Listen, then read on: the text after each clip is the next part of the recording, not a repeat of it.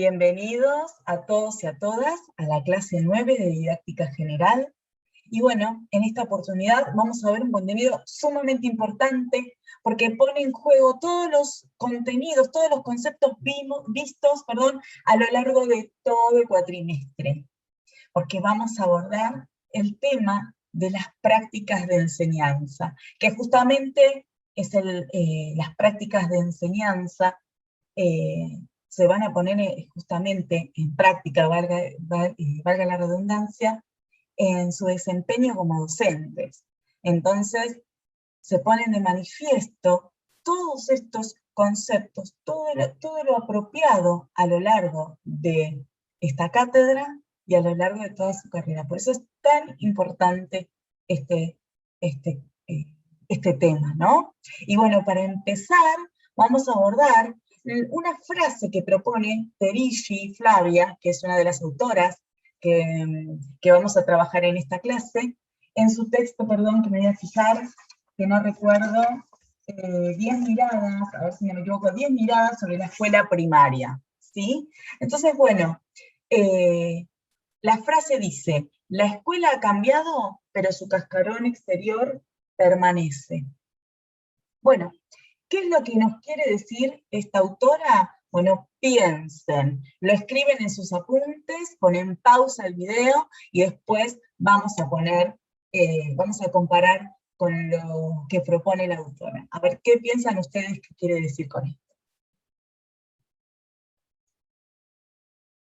Bueno, a ver si coinciden con la autora, ¿no? Lo que dice es que la escuela, cuando fue creada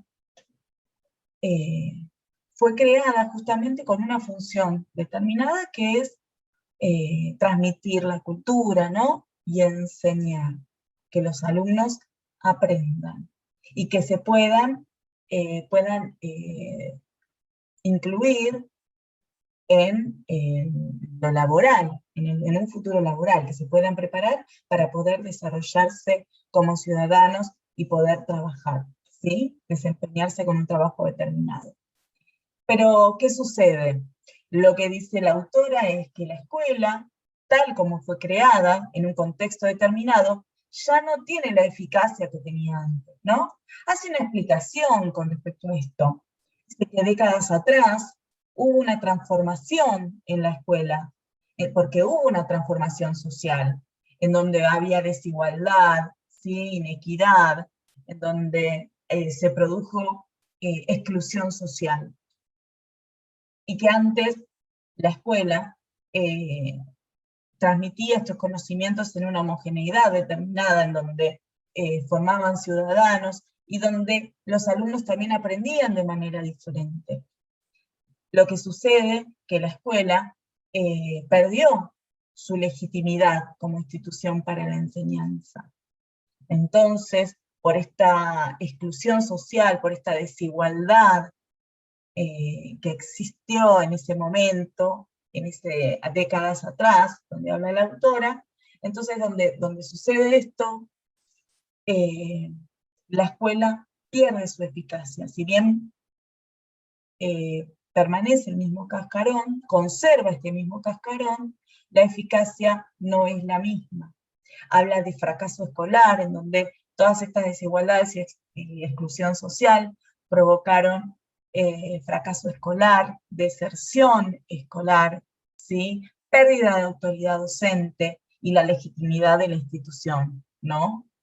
Entonces, lo que proponen son nuevas formas, nuevas miradas para poder abordar estos temas y para poder retomar esta eficacia, ¿no? Para el objetivo inicial de la escuela, que es que los chicos estén inmersos en la escuela, que aprendan y que puedan luego poder aplicar estos conocimientos, estos contenidos apropiados como ciudadanos, ¿no? Y poder desarrollarse como ciudadanos capaces en la sociedad.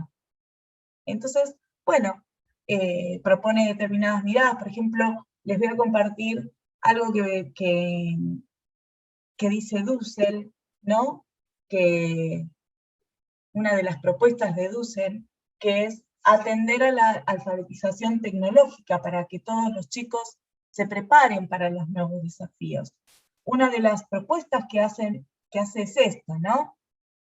Es poder trabajar con los chicos, darles estas herramientas, la comunicación telemática, la enseñanza de la computación, ¿no?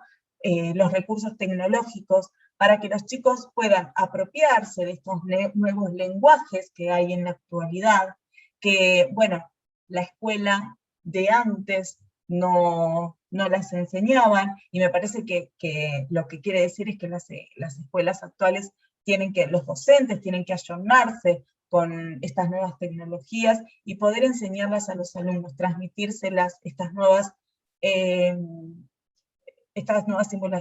simbolizaciones, culturales, ¿no? Que los chicos sepan de la importancia, que puedan ser críticos sobre ellos, que las conozcan y que las puedan utilizar para el futuro, ¿no? Entonces, me parece que es sumamente importante la propuesta de Dussel, porque justamente en este nuevo contexto, con la pandemia y con las clases virtuales, las clases a distancia, esto se ve muy reflejado, ¿no? Y justamente atender esta desigualdad que se generó hace décadas atrás y que hasta el día de hoy lo seguimos viendo, ¿no? Y bueno, con respecto a esto, hay un autor que coincide, que lo van a ver a medida que lo vamos desarrollando, que es Philip Perrenau.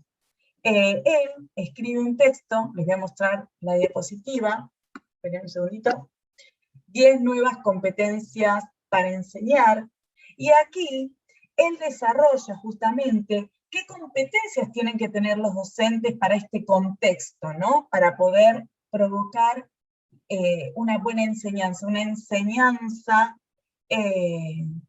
óptima para los chicos, ¿no? Para los estudiantes. Entonces, bueno, desarrolla estas 10 competencias que tienen que tener los docentes en sus prácticas, ¿no? Y bueno, por ejemplo, una es organizar y animar situaciones de aprendizaje.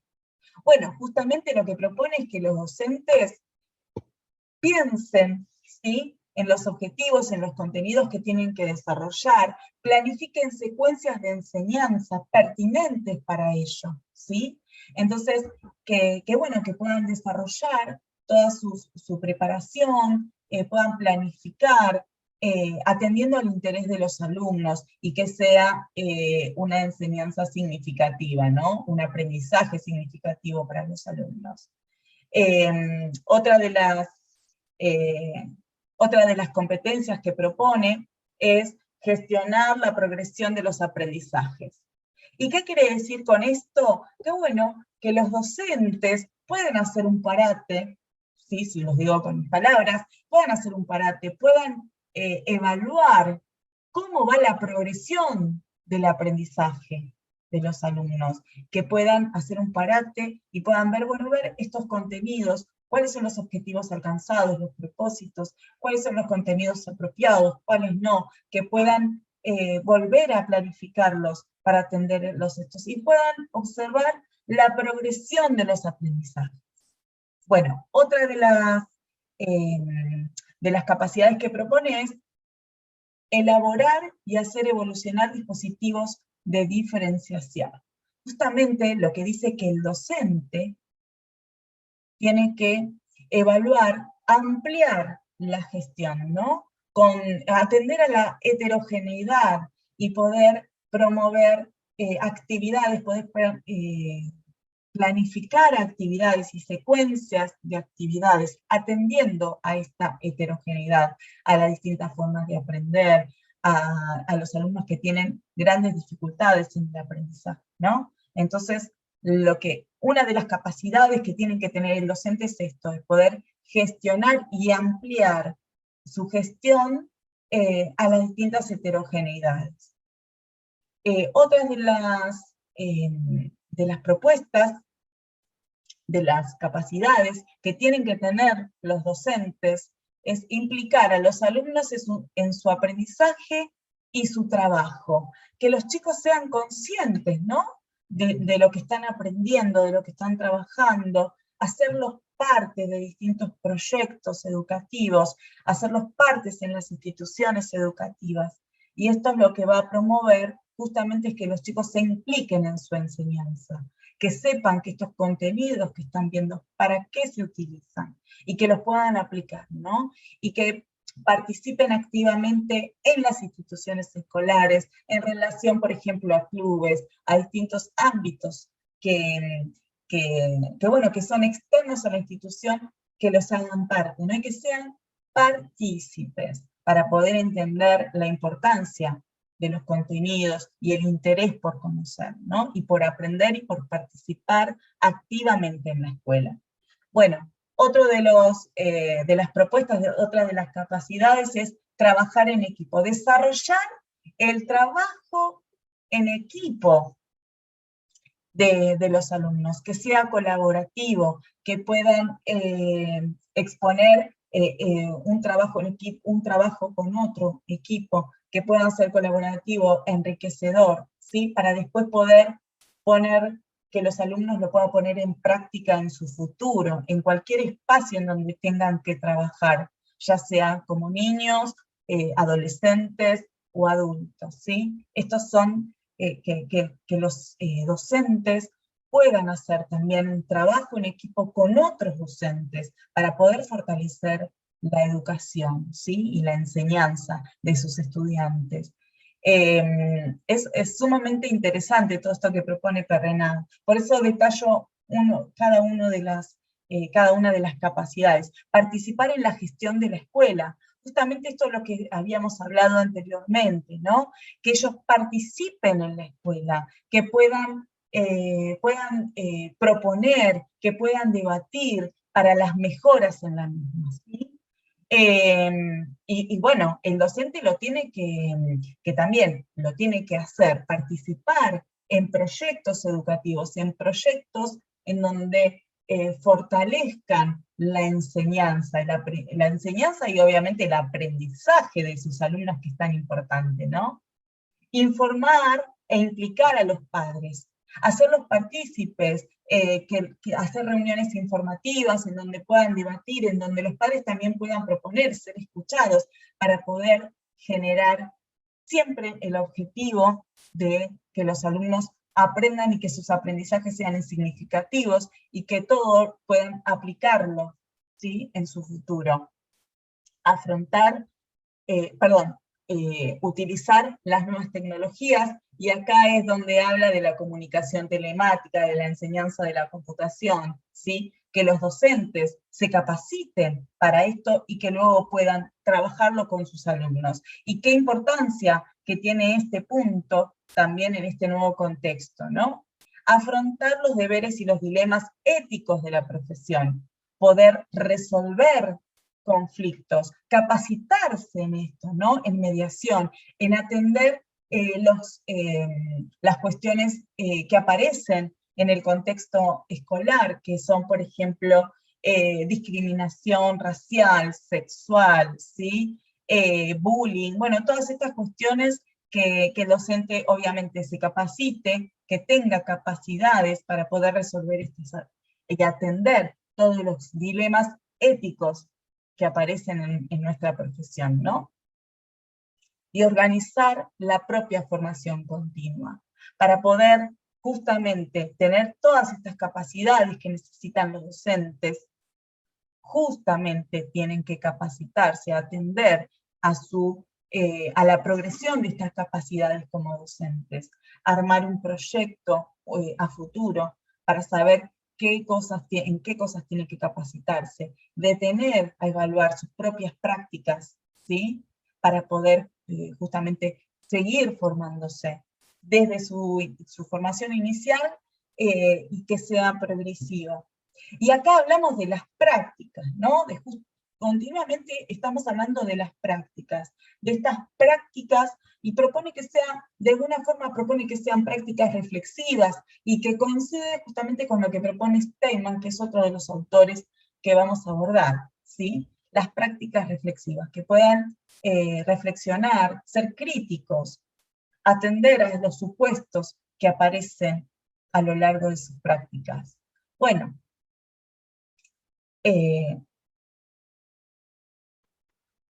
abordar este tema de las prácticas de enseñanza, ¿sí?, con una didáctica reflexiva. El autor lo que propone es trabajar sobre las prácticas de enseñanza y enfatizar, una vez que damos las prácticas, ¿sí?, una vez que enseñamos, detenernos, observar, reflexionar sobre nuestras propias formas de transposición didáctica, sobre el contrato didáctico que tenemos con nuestros alumnos en la institución, los conocimientos, el recorte de contenidos que realizamos para luego poder hacer la transposición didáctica, atender a todas estas cuestiones, ¿sí?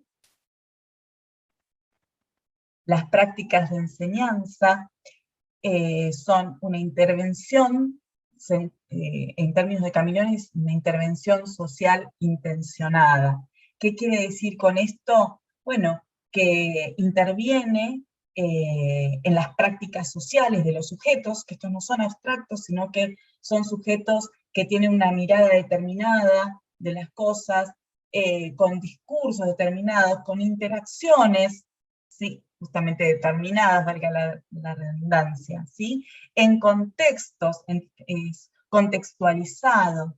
Y estas prácticas de enseñanza se desarrollan en prácticas, son prácticas escolarizadas porque se desarrollan en instituciones escolares, ¿sí?, en donde tienen distintas formas, una dinámica particular. Entonces, bueno, lo que dice es que justamente es una intervención intencional en donde se transmiten, hay una transmisión cultural, y con las prácticas docentes, si hablamos de las prácticas docentes, ¿sí?, porque los docentes son los que enseñan en las instituciones escolares, en las prácticas escolares, como dije anteriormente, con una visión determinada, con un discurso, con un recorte de contenidos, con una transposición didáctica, con intenciones definidas, ¿sí? Entonces, lo que se propone es justamente que los docentes en sus prácticas, los que enseñan, los maestros, se detengan y piensen, reflexionen sobre sus prácticas docentes, y que puedan dilucidar justamente esto, cuáles son los supuestos subyacentes que aparecen, ¿sí? ¿Por qué aparecieron estos recortes de contenidos? ¿Cuál es el lugar del contenido en su planificación y en sus prácticas, en su transposición didáctica? Que analicen por qué eligieron esos contenidos, los autores, ¿sí?, las formas en que planificaron sus actividades, los momentos de la clase, si hay un primer momento, un segundo momento, un tercer momento, cómo están determinados estos momentos de la clase. Bueno, todas estas cosas, propone Steinman, que se realicen como práctica reflexiva, que se vea cuál es el lugar del alumno en mi clase, ¿no? ¿Cuál es el lugar del conocimiento? ¿Cuál es el lugar que tengo yo como autoridad en la clase? En esta frase, ¿sí?, que puse para finalizar, me parece que envuelve todo lo que estuvimos hablando a lo largo de la clase, ¿no? Esto es una forma de obrar, ¿sí?, en donde uno, como docente, tiene que comprometerse ética y moralmente. Entender que nuestras prácticas docentes participan en la formación de los sujetos, y que tiene que ser ética y moralmente buena, que atienda a todas las situaciones que estuvimos viendo a lo largo de la clase, ¿sí?, que vea qué es lo pertinente para los alumnos, que pueda entender que estos sujetos están en un contexto determinado, con disposiciones, ¿sí?, con una subjetividad determinada y que tiene las prácticas docentes, la selección de contenidos, cómo dar los conocimientos, la formación que uno tiene que tener continuo, tiene que ser pertinente para esos alumnos. Atender la heterogeneidad, como decían las 10 competencias de Perrenot, la tecnología, ¿no? La enseñanza de las nuevas tecnologías, de los nuevos lenguajes que aparecen en la actualidad, como lo propone Dussel, ¿no? El texto de Terici, que retoma Terici y Perrenot, y también justamente Steinman, atender a estas nuevas tecnologías, capacitarse, para poder justamente esto, ¿no? Que nuestras prácticas tengan un obrar comprometidos ética y moralmente, para poder enseñar a nuestros alumnos, y que sea un obrar bueno, ¿no? Entonces, bueno, en